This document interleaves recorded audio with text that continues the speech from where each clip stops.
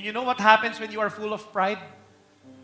Proverbs 16:18 says, pride goes before destruction.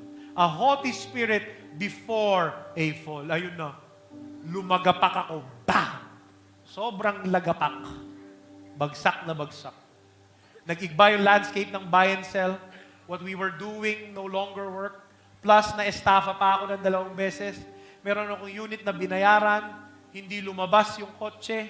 Meron kaming kotse na kinuha sa amin. Tapos hindi na nabayaran. Bagsak yung negosyo. And I lost millions of pesos. And for almost a year and a half, nasi-share ko sa inyo ito nun. I had anxiety. Di ako makatulog. Crying myself to sleep. And during that moment, I was beginning to ask the Lord, Lord, why is this happening to me? Tapos at the back of my mind, sinasabi ko, Lord, grabe service ko ha. Di ako tumigil mag-serve sa'yo ha. Pero alam nyo, hindi ko naman siya sinisi, hindi ko naman sinusumbatan ng Diyos. I have no bitterness against Him. Why? Because I know that God is always good. Palagi. Pero ito ang gusto kong aminin sa inyo. During those times, I thought of quitting and resigning as a feast builder and your preacher. Bakit? Para ayusin ko yung business ko. Para ayusin ko yung buhay ko. Naisip ko pa nga, mag-migrate sa Canada and start a new life there. Kasi nga, laki na nung losses ko eh. Sabi ko, paano ko ayusin? Tigil ko muna yung pagbibuilder, ayusin ko muna buhay ko. And little did I know, itong maganda, yung business problem ko pala will lead me back to God bit by bit. You know what saved me? Para nyo sa akin ano? The feast. Because every time I come here in this place, every time I prepare the talk, every week I preach it, hinahayaan ko munang mangusap si Lord sa akin bago ko isipin paano ko ibibigay sa inyo. Sinasabi ko, Lord, kausapin mo naman ako muna. Anong sinasabi mo sa buhay ko? Tapos baguhin mo yung kailangan baguhin sa puso ko. Every time I come here at the feast, I meet God through the people.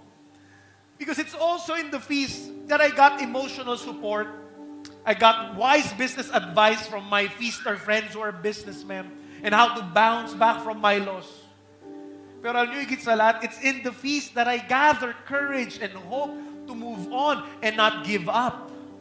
Because every week, I see servants with huge problems. I see attendees who come to me, nagpapa-pray over sa akin, tapos yung pray over, yung concern nila, mas malaki pa. Yung problema nila, mas malaki sa problema ko. But they're continuing to serve the Lord and attend the feast faithfully. Every week, I see servants like that. For example, Abby Mariano, one of our drummers here, lady drummer. Alam niyo, grabe mag-serve yan.